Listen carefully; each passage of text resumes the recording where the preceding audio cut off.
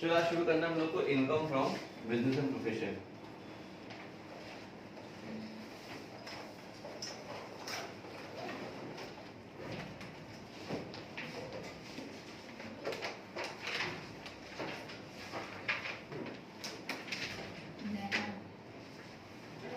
Income from business and profession, ठीक है।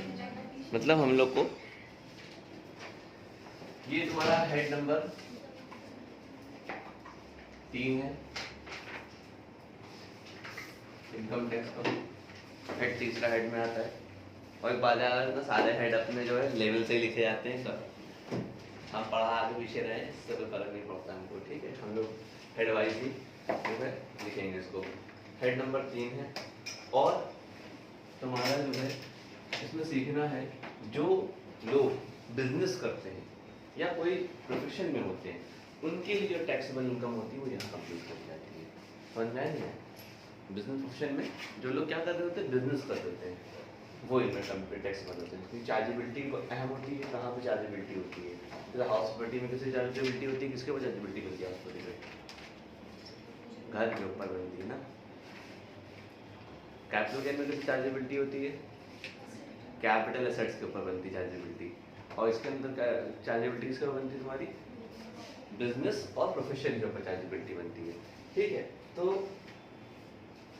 Business का मतलब क्या होता है? बिजनेस, पहले हम लोग बिजनेस के बारे में बात करते हैं। बिजनेस का मतलब क्या होता है?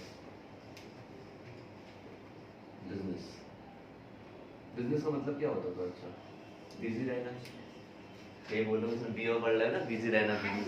अब ये सब भूल जाओ वाले दिन। बिजनेस बिजनेस का मतलब होता है दो एक्टिविटी होती है इसके अंदर, बस। बिजनेस का मतलब यही होता है, जब भी कोई बिजनेस कर रहे हैं तो उसकी एक्टिविटी सिर्फ दो ही होती है। क्या होती है? एक होती है वो सेल करता है, तो दूसरा क्या करता है? उसको परचेज करता है। बस यही काम करता है वो। Purchase sale, purchase sale, purchase sale का काम को बिजनेस बोलते हैं ना। बिजनेस का मतलब यही होता है, खरीदना बेचना, खरीदना बेचना, खरीदना बेचना, खरीदना बेचना। इट्स कॉल्ड बिजनेस ना। अगर वो क्या कर रहा है, परचेज एंड सेल के बिजनेस में है, कुछ भी खरीद रहा और बेच रहा है, वो बिजनेस है तुम्हारा, ठीक। लेकिन गुड्स की बात हो रही है यहाँ पर, एसेट्स की बात नहीं होगी। ये भी डिनोट कर लेना, ठीक है। कोई भी चीज को, और उसको रिकॉर्ड कहाँ करते हैं? इस चीज को अच्छा किस अकाउंट में रिकॉर्ड करते हैं? इसको किस अकाउंट में रिकॉर्ड करते हैं बताओ? अच्छा इसको, हाँ बिल्कुल सही है बात। इसको कहाँ रिकॉर्ड करते हैं हम लोग? Trading and profit and loss account में कहाँ रिकॉर्ड करते हैं? Trading and profit and loss account में। और जो चार्जेबिलिटी बनती है, मतलब trading and profit loss account क्यों बनाते हैं हम लोग? क्या निकालते हैं उससे हम लोग? प्रॉफिट। हाँ, उस प्रॉफिट का नाम क्या होता है? Net profit. तो तेज से बोलो ना, डर कह रही हो? नेट प्रॉफिट ना। तो हम लोग उससे दो चीज फाइंड करते हैं, ग्रॉस प्रॉफिट ट्रेडिंग के लिए और नेट प्रॉफिट पीएल के लिए। क्यों? जो लोग कॉमर्स है उनको तो पता ही होगा कि जीपी और एनपी निकाला जाता है हम लोग का मेन ट्रेडिंग अकाउंट का, ठीक। और तो यही चीज को जो है इसी के ऊपर उन लोग जो है टैक्स बनाते हैं। जो हमारा टैक्स फाइल होता है वो एनपी के ऊपर लगाया जाता है, नेट प्रॉफिट के ऊपर लगाया जाता है। जो प्रॉफिट होता है उस पर हम लोग टैक्स मानते हैं। तो बहुत से हम लोग क्या करते हैं, गड़बड़ घोटाले करते हैं एनपी को रिड्यूस करने के लिए। हर कोई चाहता है क्या, टैक्स ज्यादा भरे कम भरे? कम भरे। तो वो क्या करता है, अपने टैक्स लायबिलिटी को बचाने के लिए वो टैक्स एविएशन करता है। टैक्स एविएशन एक होता है, एक होता है टैक्स अवॉइडेंस। एविएशन मतलब होता है चुराना। टैक्स चुराने के लिए क्या करता है, वो अपने खर्चों को बढ़ा देता है। अपने खर्चों क्या करता है, वो बढ़ा देता है, जिससे उसका नेट प्रॉफिट क्या हो जाता है, कंप्रेस हो जाता है, मतलब घट जाता है। और उसका टैक्स रेट भी कम, टैक्स भी कम हो जाएगा। कम प्रॉफिट कम टैक्स, ज्यादा प्रॉफिट ज्यादा टैक्स ना। तो ये चीजें तुम्हें जो है सीखनी है इस हेड के अंदर। कि ऑलरेडी तुम्हें यहाँ पे कोई ट्रेडिंग अकाउंट पीएल अकाउंट नहीं बनाने को दिया जाएगा, वो ऑलरेडी कंप्यूटेड होगा ट्रेडिंग पीएल। बस तुम्हें से उसमें से ऑडिट करना होगा, देखना होगा कि कौन सा डिडक्टेबल खर्चा है, कौन सा नहीं है। जो डिडक्टेबल है उसको रखेंगे, जो नहीं है उसको बाहर खींच लेंगे हम लोग, और फिर हम लोग न्यू नेट प्रॉफिट निकालेंगे, जिससे हम लोग टैक्सेबल बनाएंगे। समझ में आया नहीं है? तो इसी को सीखना है। तो इसमें जो खर्चे होते हैं, एक्सपेंसेस, देखो बोर्ड में आ रहा है, एक्सपेंसेस होते हैं वो उन लोग, या इनकम होती है वो दो पार्ट में हम लोग डिवाइड कर लेंगे। एक होती है बिजनेस की, वो तो अलाउ पर होगी तुम्हारी, और दूसरी क्या होगी तुम्हारी, बताओ ना क्या बोली तुम, पर्सनल। उन लोग क्या करते हैं, चला रहे गाड़ी अपने लिए लेकिन डेप्रिसिएशन चार्ज कर देते हैं। गाड़ी का प्रयोग अपने लिए कर रहे हैं लेकिन डेप्रिसिएशन बिजनेस में ले रहे हैं अपना उसका, ठीक। हालांकि हर आदमी यही करता है, दिखाता है बिजनेस एसेट से, ठीक। तो अलाउड हो जाता है तुम्हारा ये, और ये क्या होगा तुम्हारा ये डिसअलाउड होता है तुम्हारा ये। अगर तुम ऑफिस के लिए तुम जीएसटी भी पढ़ के आ रहे हो तो याद होगा असेट्स और गेन्स बताया तुमको हम लोगों ने, हमने कहा था या तो डायरेक्ट टैक्स में तुम डेप्रिसिएशन चार्ज करा लो, और अगर तुम जो है डेप्रिसिएशन चार्ज नहीं करा रहे हो तो कॉस्ट प्लस जीएसटी को अगर तुम डेप्रिसिएशन चार्ज कर लिए तो वो डायरेक्ट टैक्स में टैक्सेबल हो जाएगा, इनडायरेक्ट टैक्स में नहीं होगा। तो क्या होता है, जीएसटी को अगर आईटीसी क्लेम करना है तो आपको उसको डिमिनिशिंग बैलेंस मेथड लगाना होगा, और कॉस्ट को अलग रखना होगा और जीएसटी को अलग रखना होगा तुम्हारा, समझ में आया? एक चीज के ऊपर एक ही बार डिडक्शन ले सकते हो, दो बार डिडक्शन नहीं ले सकते। तो उसके बारे में यहाँ सीखेंगे हम लोग, इसको नोट कर लो पहले।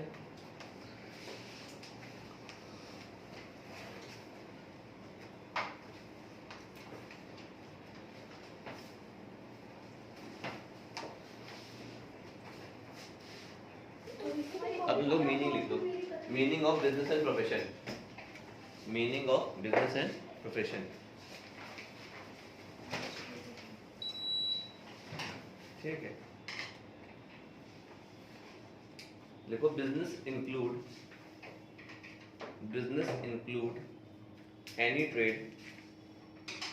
Any trade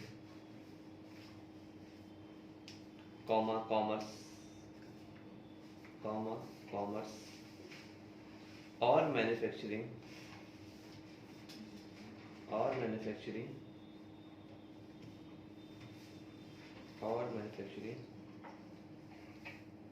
of a commodity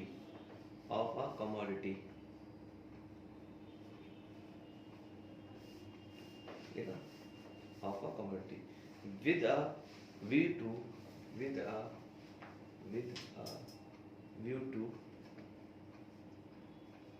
make profit ना। उनका मेन काम क्या होता है, प्रॉफिट को अर्न करना होता है। बहुत से लोग ऐसे भी हैं जो प्रॉफिट के लिए काम नहीं करते, तभी उसको एनपीओ में रखा जाता है, नॉट प्रॉफिट ऑर्गेनाइजेशन। बहुत से लोग मैन्युफैक्चरिंग कुछ करते हैं लेकिन वो सेवा के उद्देश्य से करते हैं ना, कि इसका जो भी पैसा आता है वो हम उसको इसमें यहाँ लगा देते हैं, तो उसका उद्देश्य प्रॉफिट होना चाहिए, तभी वो बिजनेस माना जाएगा ना, वरना वो नॉन बिजनेस में आ जाएगा तुम्हारा, एनपीओ जैसे बोलते हैं, ठीक है। हो गया तुम्हारा ये बिजनेस की डिफिनेशन, ठीक है। अब प्रोफेशन की डिफिनेशन क्या होती है, प्रोफेशन मीन्स अगली से लिख लो लाइन से, profession means the activity to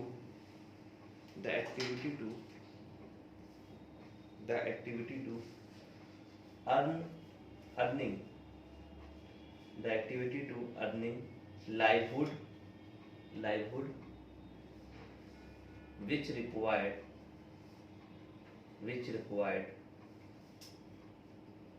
intellectual intellectual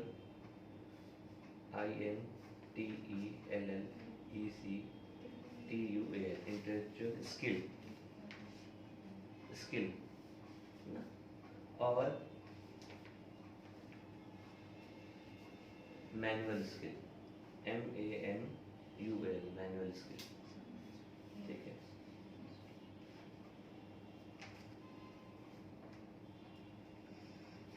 इसका मतलब समझ आया नहीं है?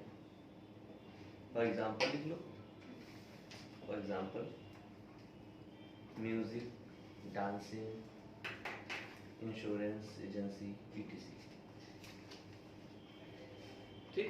इसका मतलब ये हो, कोई इंसान गाता है, कोई बजाता है, कोई डांस करता है ना, या कोई भी तरीके से वो अपनी जीवन व्यापन कर रहा हो, जीवन व्यापन से हम भी, हमारा जो था प्रोफेशन में आता है, तो हम भी जो है वो प्रोफेशन में करते हैं, लेकिन हम अपना जो ITR फाइल करते हैं वो बिजनेस में करते हैं, क्योंकि I am the owner of the कुछ, ठीक है। हमने पहले जो प्रोफेशन में फाइल किया था तो वहाँ से हम लोग ने भेज दिया था वापस।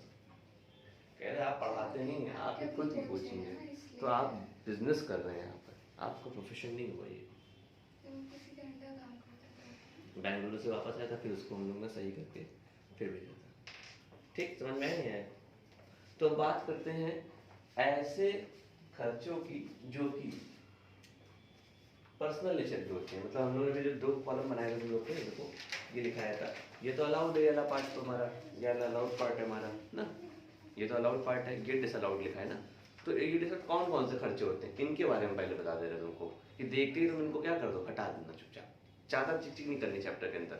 इन खर्चों को देखो, हटा के किनारे कर दो, सवाल में आंसर आ गया ना। कोई डिडक्शन से वो बाद में बात करते हैं। देखो personal nature expenditure, personal nature expenditure, personal nature expenditure, personal nature expenditure. कौन कौन से खर्चे पर्सनल नेचर के होते हैं? पर्सनल नेचर एक्सपेंडिचर कौन कौन से होते हैं, इसके बारे में बात करते हैं हम लोग। सबसे पहला होता है हमारा ड्राइंग। ड्राइंग देखो, सबसे पहला होता है हमारा ड्राइंग। मतलब इसका क्या होता है, ड्राइंग का मतलब क्या होता है हमारा, जो खर्चा हम लोग अपने प्रयोग के लिए करते हैं ना। ड्राइंग का मतलब होता है पर्सनल यूज़, बोलते हैं विड्रॉ फॉर पर्सनल यूज़ ना, इसको बोलते हैं कि हम लोग विड्रॉ फॉर पर्सनल यूज़। मतलब अपने लिए हमने गले से पैसा निकाल लिया, तो उसे क्या बोलते हैं, ड्राइंग बोलते हैं हम लोग। वो ड्राइंग वाला नहीं, आर्ट वाला ड्राइंग नहीं, नॉन कॉमर्स से समझ लो, वो आर्ट वाला ड्राइंग नहीं होता है। दूसरा होता है household expenses, household expenses, ठीक, household expenses, household expenses मतलब वो खर्चे जो घरेलू होते हैं ना, घर का साबुन लिया है, घर का सामान लिया है, कोचिंग के पैसे खर्चा कर दिया, वो हाउस होल्ड एक्सपेंसेस हो गए तुम्हारे ना। हाउस होल्ड एक्सपेंसेस, घर के अपनी गाड़ी में तेल लगा रहे हो, पेट्रोल का खर्चा दिखा रहे हो पीएल अकाउंट के अंदर, तो गलत चीज़ है ना, हाउस होल्ड एक्सपेंसेस। उसके बाद क्या हो गया, तीसरा gift to relatives. Gift to relatives, अपने गले के पैसे से पैसा निकाला और शादी में बहना लिखा दिया। बहना बहना बहना बहना ही बोलते उसको, बहना लिखा देना, हम लोग की भाषा में इसी बोलते, बहना लिखा देना।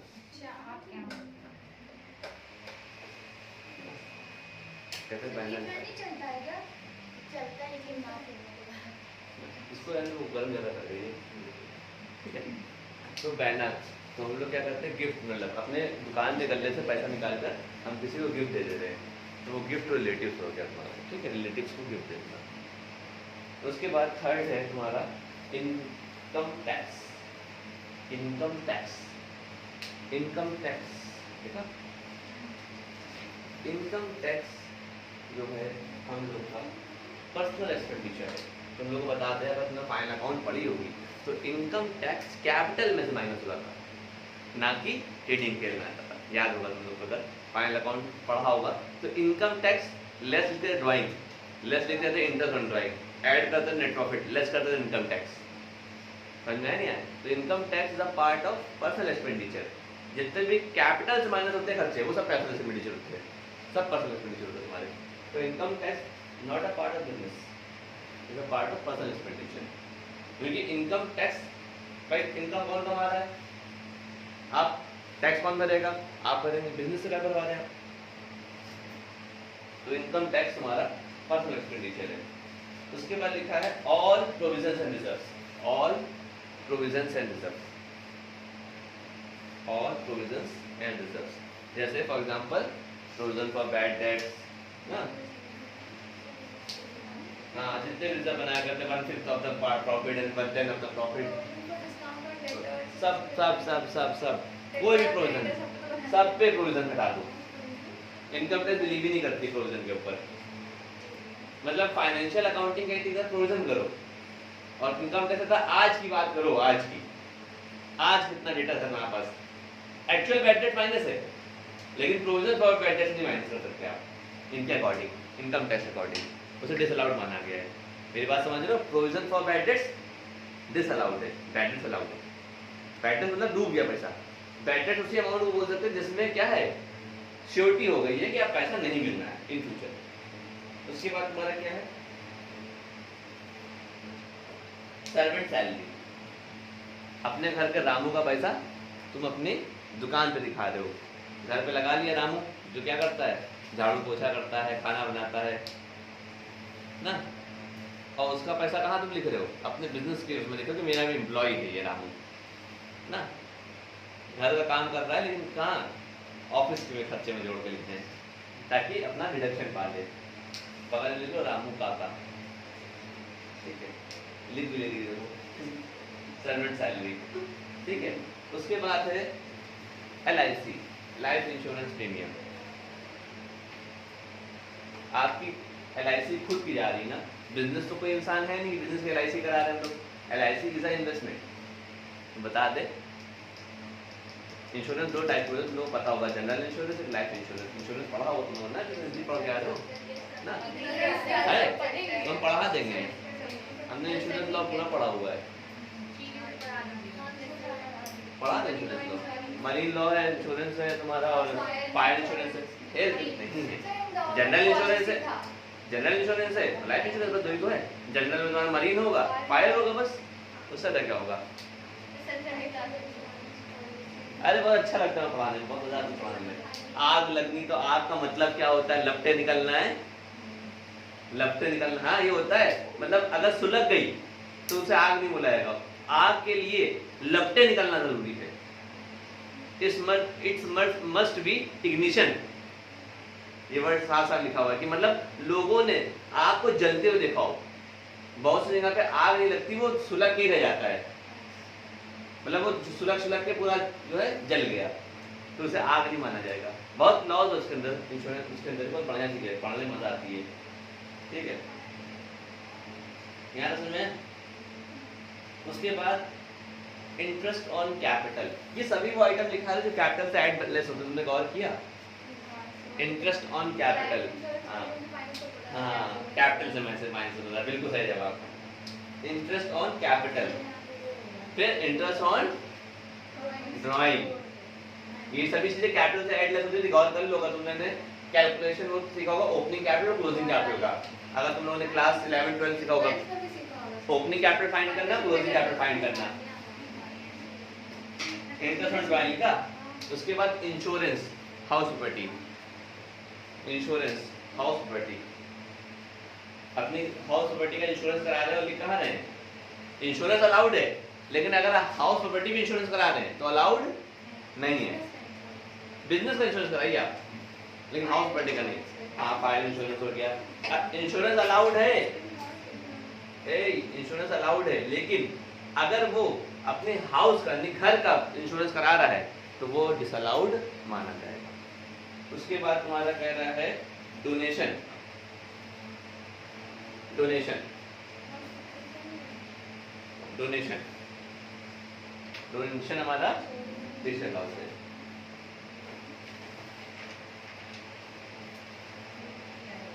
जब तक कि वो एक पर्टिकुलर सेक्शन के अंदर ना फॉल कर दे, जैसे ATGGB।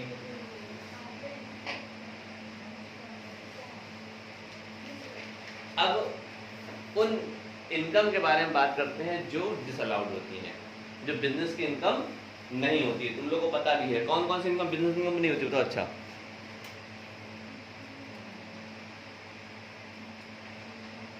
पहली होती है gift from relatives, gift from relatives. Personal nature income लिख लो पहले heading, personal nature income, personal nature income, personal nature income, gift from relatives, gift from relatives. ये ठीक से पढ़ना, सामान लगाने में काम आएगा, बाद में हो गया कहाँ से लिया कहाँ से नहीं लिया। गिफ्ट फ्रॉम रिलेटिव्स हो गया। Second is dividend income.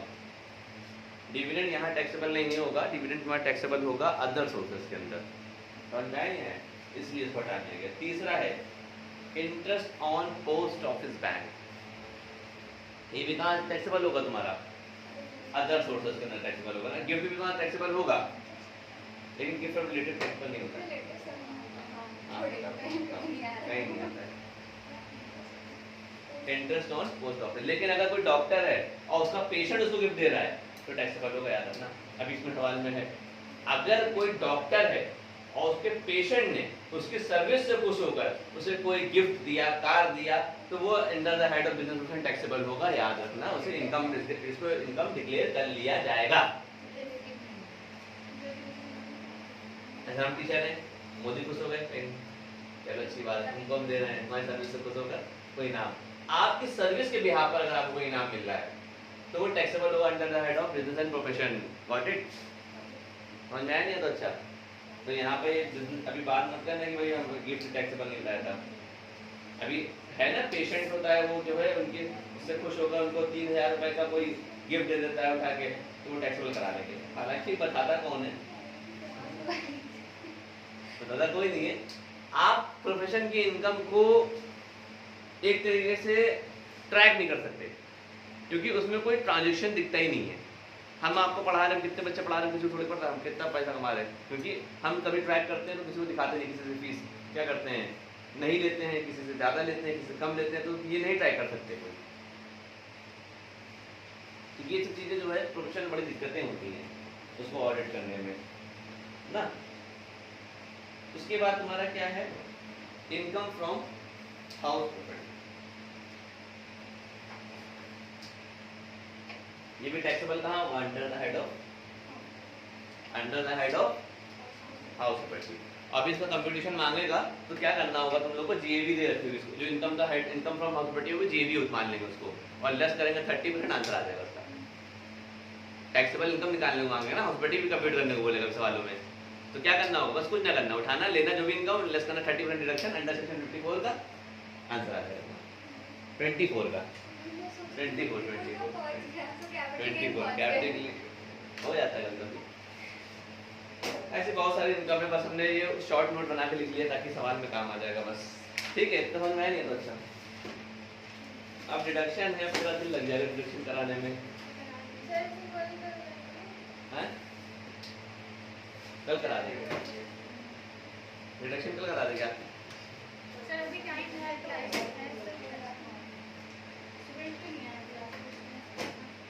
एक दो डिडक्शन लिखा देते, चलो ठीक है। चलो बात करें डिडक्शन की, बात करते हैं डिडक्शन की बात करते हैं। डिडक्शन कहाँ से कहाँ तक होगा अलाउ कर बताओ। इसमें होता है सेक्शन 30 से 37 तक तुम्हारा जो होगा वो अलाउड एक्सपेंसेस के बारे में मिलता है आपको।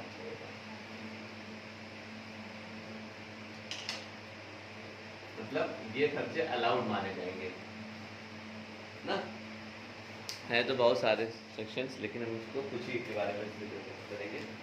जैसे सेक्शन 30 बताता है, सेक्शन 30 आपको बताता है कि बिजनेस का कोई अगर कोई बिल्डिंग का खर्चा हो, बिल्डिंग अगर उसके पास कोई बिल्डिंग है तो वो कौन कौन से बिल्डिंग के खर्चे को अपना डिडक्ट करवा सकता है, बिल्डिंग एक्सपेंसेस। तो बिल्डिंग में दो बातें होंगी, या तो उसकी वो बोलो खुद की होगी या तो किराए पर, दो ही बात हो सकती है। रेंटेड प्लेस होगा या ओन प्लेस होगा ना। तो अगर सेल्फ होगा या रेंटेड होगा, अगर सेल्फ होगा तो कौन कौन से खर्चे वो डिडक्ट करा सकता है, ये भी याद रखना। सेल्फ की बिल्डिंग है तो उसके लिए वो उसका रिपेयर ले सकता है, उसका वो रिपेयर ले सकता है। ठीक, रिपेयर एंड मेंटेनेंस बोलते हैं। भाई जाहिर सी बात है, तुम बिल्डिंग यूज कर रहे हो अपनी घर की तो रिपेयर कराते रहते होगे, रिन्यूअल रिपेयर ना, मेंटेनेंस हो गई घर की।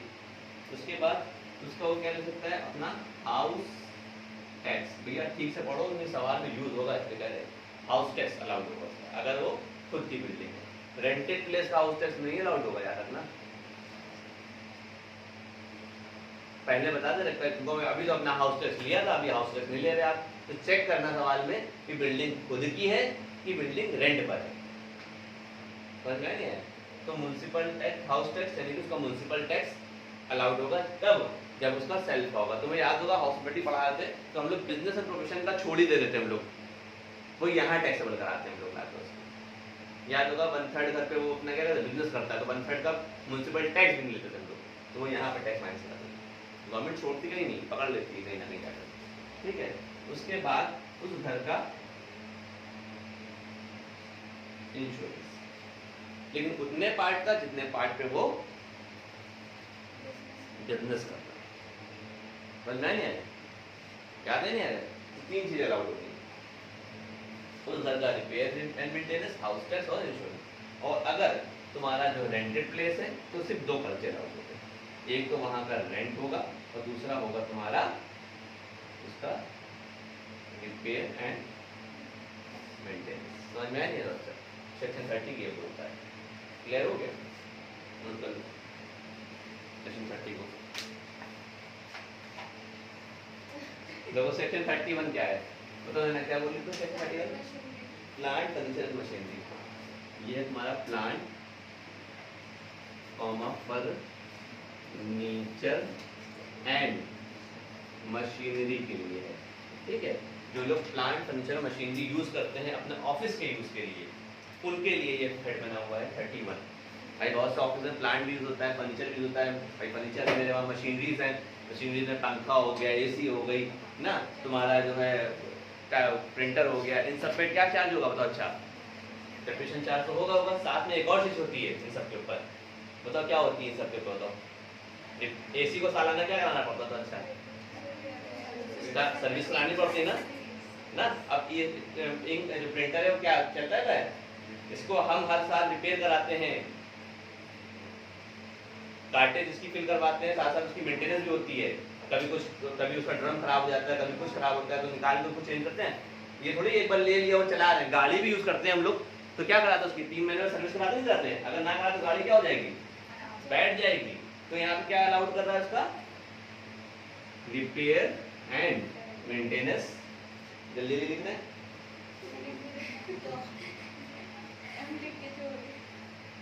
अब ठीक है, रिपेयर एंड मेंटेनेंस। और दूसरा क्या होगा उसके ऊपर? बहुत सी मशीनें हम लोग तो नहीं कराते, छोटे आदमी हम लोग, बड़े जितनी मशीनें होती है जो 5 लाख 10 लाख ऊपर होती है, तो हर आदमी उसका क्या कराता है बताओ?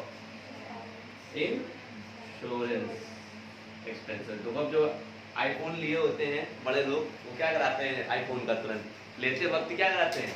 इंश्योरेंस कराते हैं कि कहीं हार्ट अटैक ना आ जाए, तो स्क्रीन टूट रही तो ना, पता लग 1 लाख का सेट अब 50,000 का स्क्रीन होगा, इसको बदल ली खाली एलईडी की स्क्रीन।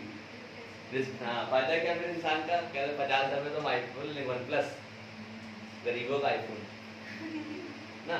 तो ये क्या है? ये 2 खर्चे बहुत अहम होते हैं, इन दोनों का आप डिडक्ट करा सकते हैं मशीन के ऊपर।